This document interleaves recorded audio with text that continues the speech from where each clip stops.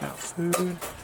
Hey, good morning, guys. I'm going to take you along with my chores this morning. We're going to talk today a little bit about what to do with your animals in the summertime. I think most people worry about the winter time, but really the summertime is a lot harder on most of your animals than the winter time is. Of course, depending on where you live. I mean, if you live in Alaska or places that are just really, really cold, it could be a little bit worse on them in the winter time. But for the most part around here in the southwest Missouri, when it gets up to 100 degrees in the summertime, that's a lot harder on most of my animals than the winter time is, especially the rabbits. Rabbits have a big fur coat on, so they handle the winter incredibly well, but they struggle in the summertime. The quail do too. They tend to pant, they tend to get hot. But anyway, we're going to talk all about that here in just a minute. Let me get my chores done first. Okay, I got to get in here and get the baby quail. I know they need some water and some food probably. Got I don't know if you can see her, I got the neighbor's dog in my yard. I don't know how she ended up in my yard, but she's in my yard today. So we got an extra dog. You may see her running around. You can barely see her probably in the bottom of the frame right here. You'll get a better look at her here in just a minute. She's a, I don't know, a big Anatolian Shepherd, I can't remember the word of it. Great Pyrenees mix. Here she is right here. Her name's Molly. She's a nice, friendly dog. I don't know how she got in my yard. But neighbors aren't up yet, apparently. They haven't noticed she's gone, so, and she's not doing anything wrong. She's not hurting anything, so I'm not worried about it right now. All right, guys. Oh, I got to clean out. I got to move them over. Open up the camera, or open up the shed. Maybe you can see me. I'm not going to bring you in here. I'm just going to go ahead and move these guys over into the clean bin here.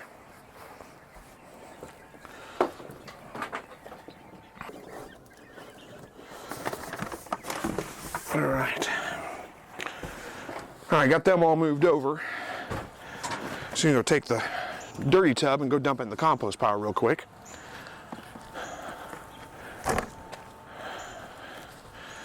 And I better close this up so don't have to worry about the neighbor dog getting into it.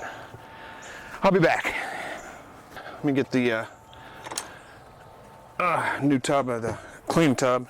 It's not completely clean. There's still some gunk in the bottom. You may not be able to see that, but I'm not going to worry about that too much. I'll clean it all out when they're done brooding.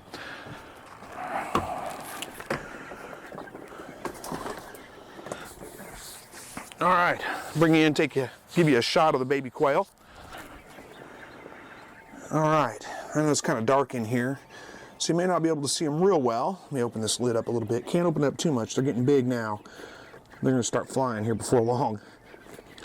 But, you know, they're just about ready to go out to the outside enclosures. I've got them down to 75-degree temperature right now, and they're doing just fine. They're about almost 3 weeks old now, 2.5, something like that. But pretty much feathered out. You can tell which ones are hens, which ones are roosters now. Looks like mostly hens. I don't see hardly any roosters, which is good.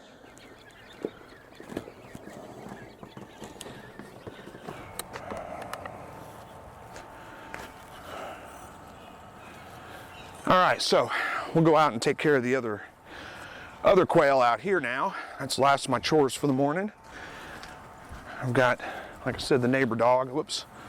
Like I said, I got the neighbor dog here in the yard, and she's just hanging out.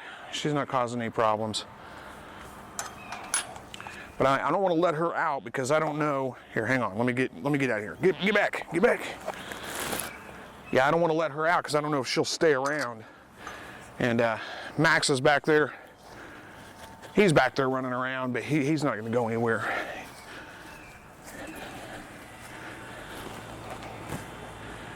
Tell you, Max really wants to play with that dog, but she doesn't have any interest in playing, so she just kind of ignores him.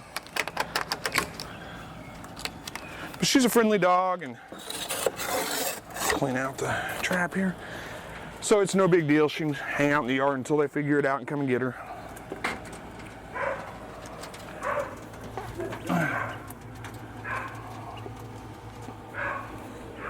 I think Max has got a squirrel treat back there.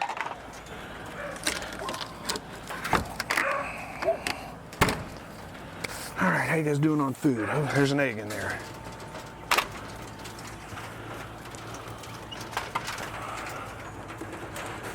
All right, you guys need a little bit of food, don't you? There's another egg in there. 2 more eggs in there. Get the wet food out. It's been raining here quite a bit, so I got water everywhere.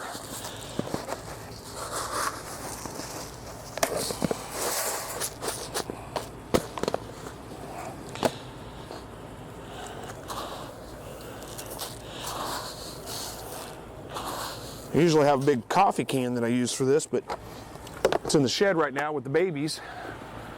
You guys probably can't see me. Make sure you guys still got water. Yep, you're good on water. All right, chores are done. All right, so that's the last of the chores. Oh, let me close up the food can. All right, so back to the topic. It is summertime here in Southwest Missouri. It doesn't look like it right now. It's actually really nice out right now. It's like low 70s. It's been raining. We've gotten a lot of rain over the last 2 days. It's supposed to rain every day for the next week. So, you know, there's a lot of localized flooding and some flash flooding and some of those things going on, but it doesn't look like anything too serious just yet. So just, you know, prayers that it doesn't get too bad, I guess. But it is summertime, so it's getting up to, you know, high 90s, 100 degrees. The heat index is well over 100 degrees every day. We've got high humidity, so it just makes it kind of miserable outside. You go outside, you sweat, and the sweat doesn't evaporate off you. It just sticks to you. It's just kind of miserable, honestly. And you know, your animals are the same way. They struggle in the heat of summertime. You know, if you come out in the heat of the day, you can see these birds out here. They're just out here panting. You know, just got their beaks open and kind of panting. And that's a sign of heat stress, really. So what do you do about it? You know, honestly, your quail are pretty tolerant. And even the rabbits do okay with it. But there's a couple of things. It's not that difficult. You don't need to do a whole lot to keep them happy, to keep them safe and healthy, really. The first thing I always suggest is keep them in the shade. You don't want direct sunlight beating down on this hutch at any time, really. And you'll notice I've got them under this tree cover right here, so that provides shade pretty much all day long. And it does stay cooler right here than it does, say, out in the yard. Now, I know I've got a roof on here, so that could provide them shade, but you really want the hutch itself to be shaded and not in direct sun. And my rabbit shed is on the north side of my house, so it stays in the shade of my house all day long. That's the most important thing you can do. If you can keep direct sunlight from beating down on this thing, on this hutch and heating it up, that's going to go a long way in keeping your animals much healthier, much happier. The other key is make sure they always have access to water. It doesn't have to be cold water. You don't have to worry about putting ice in it or anything like that. Just make sure they always have access to water.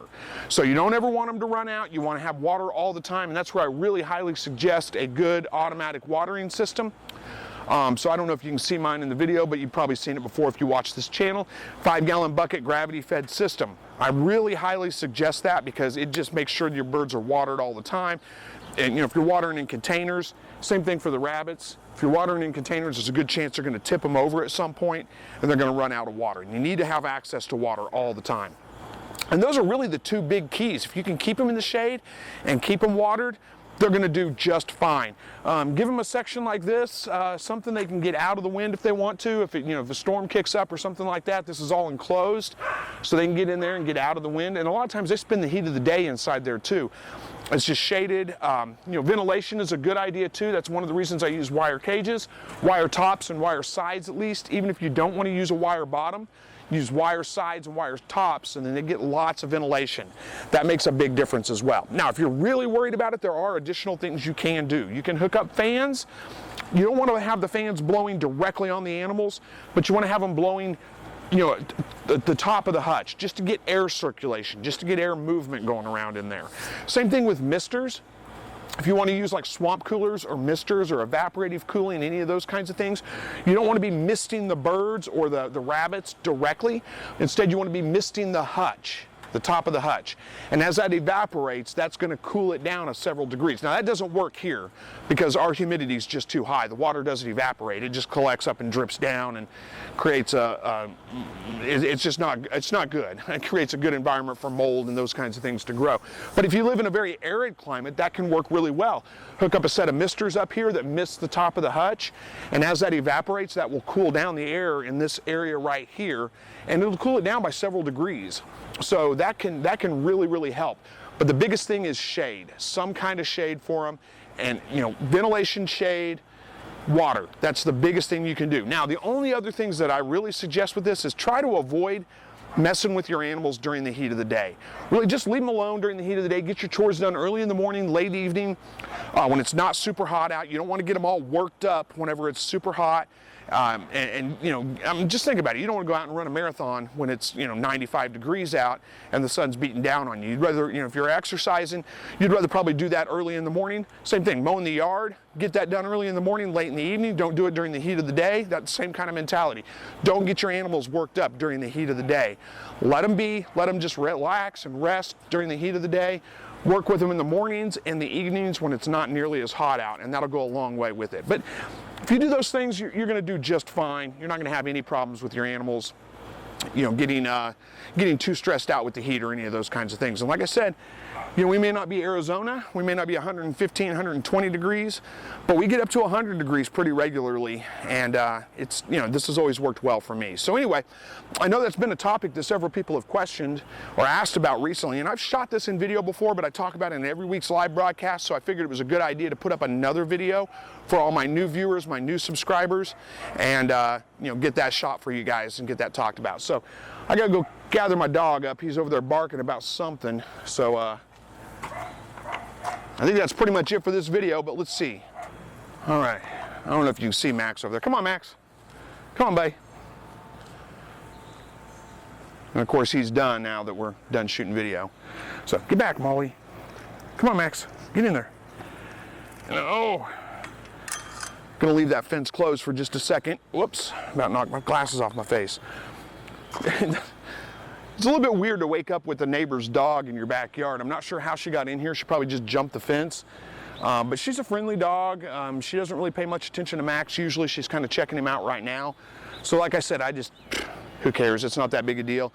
They'll wake up, they'll figure out, it's early morning here. They'll figure out that she's over here eventually and come and get her.